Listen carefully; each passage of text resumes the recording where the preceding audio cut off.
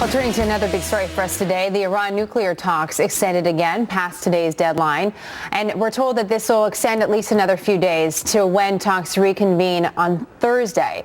Now, Democratic Minority Whip Steny Hoyer says Iran is engaging in a rope-a-dope strategy and is unwilling to meet the requirements for a deal. Interesting coming from him as a Democrat, and we know the administration is pushing for this deal. World leaders are meeting in Vienna, working to resolve some of the key issues involving sanctions, nuclear research, and now an arms embargo question that is new to us, at least for today. Mark Dubowitz is the executive director of the Foundation for Defense of Democracies. Jim Walsh is an international security expert with the MIT Securities Program. It's nice to see you both. I know we've talked about this topic many times. Familiar faces, nice to have you back. And maybe now, Jim, it's a good time to take a pause before we get into some of these specifics and reevaluate again what exactly is at stake. And here's a simple question about this deal, potentially, Jim. Does this guarantee peace between our country and Iran? Would a deal do that? It's a great question, but before I answer that, I have breaking news that I want to share with you. You know I'm a friend of this program, and I want to tell you that I recently got married. Now, that may not, and I'm not sharing that with any of the other cable news channels, only you. I'll take the exclusive anywhere I can get it, Jim, as you know. Congratulations. Thank you. Iran and peace. No, it doesn't guarantee that. We're on opposite sides in Syria. There are other issues in Yemen and elsewhere. We're on opposite sides. And so it doesn't, when we had arms control agreements with the Soviets, they didn't become our best buddy. And when we had a non-proliferation agreement with Libya, Muammar Gaddafi, didn't visit the White House. This is an agreement aimed at a specific national security problem. The challenge of nuclear weapons. We're trying to nail that down, and then in the future we'll probably agree on some issues and disagree on others, but it's not going to fundamentally change that relationship in the near term. Mark, Jim's a man in love, so you're going to have to go easy on him today, but I'm curious your opinion on this as well, about what exactly the American people would get with a deal if it is done over the next several days or weeks. First of all, Jim, congratulations. Jim's getting married. I think President Obama believes that this deal is going to lead to a long courtship with the Supreme Leader of Iran, Ali Khamenei, because this deal, Jenna, makes no sense unless you believe that that courtship will lead to love and a transformed Iranian regime, because this deal will give this Iranian regime, the hard men of Iran, over time, an industrial-sized nuclear program powered by advanced centrifuges with virtually undetectable nuclear breakout. And over time, we will lose peaceful economic leverage to stop the Iranians from developing a nuclear weapon. The only way to understand this deal, for it to make sense, is for this transformative impact to change the hard men of Iran into people that Jim Walsh would like to spend time with. And Jim, why do you think that they could change into that? Do you think that this could be a regime that does enter into, quote unquote, the Western world as a partner rather than a foe?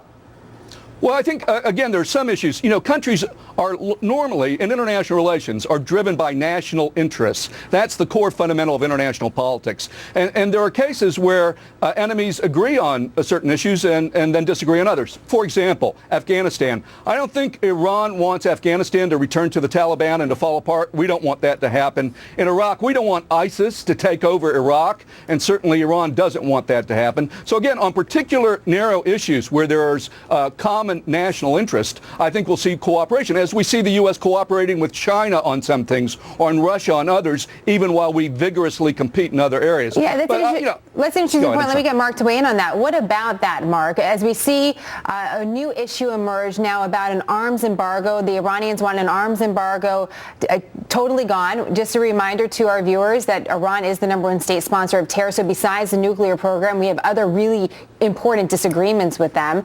But what about what Jim says, which is that, we could have areas of agreement with Iran?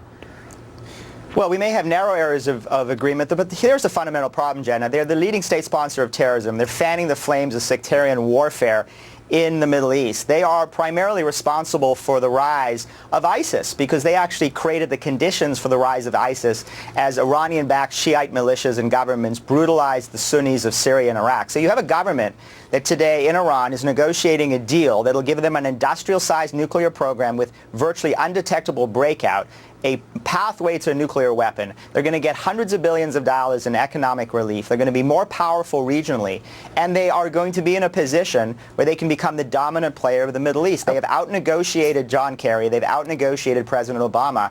And what you're seeing in Vienna right now are theatrics. This is sort of the last-minute throes of a bad deal gone worse, and the Iranians are trying to squeeze us for even more concessions. So let me just bring it full circle and ask you both this final question. As we started with what's at stake, let me ask you this, Jim. What's lost if we walk away? Well, I think if we walk away, I mean, if there's no deal that we can accept that doesn't meet minimum conditions, we're going to walk away. Now, let me tell you what's going to happen after that happens. We shouldn't accept a bad deal, but we should be clear about what the consequences are. We've seen this movie before. In 2003, 2005, there were negotiations. Iran had 164 centrifuges. Those negotiations collapsed. They built 19,000 centrifuges and produced 20% enriched uranium. If these negotiations collapse for whatever reason, good or bad, I think Congress will impose sanctions. Iran will go back to spinning its centrifuges. The inspectors will be leaving. Okay. We won't have eyes and ears on the ground. So I have to say I disagree with Mark's characterization of this agreement. I think you guys fundamentally disagree on a lot. That's just why we put on you both on, which is nice. Had two different perspectives. Mark, quickly, your point here about what's lost if we walk away. Jim says it's going to be even worse for us. Well, that's the problem, is Jim has bought into the Iranian narrative that if we walk away from the table, all these terrible things are going to happen. The Iranians have blackmailed their negotiators with exactly that threat, which is why President Obama and John Kerry will never walk away from the table, and they will accept any deal that the Iranians are willing to agree to, a deal that will fundamentally, over time, give Iran an expanding nuclear program with virtually undetectable nuclear breakout and an easier clandestine sneak out. That's a bad deal for America. That's a bad deal for our national security. So we'll end as we normally do, to agree to disagree with our viewers, getting two really interesting perspectives on this. Again, everyone's returned to their corners, the major negotiators, and they reconvene Wednesday night, Thursday morning, and we'll see what comes of that. And we look forward to having you both on. Mark, Jim, thank you very much. Thanks so much. Congrats, Jim.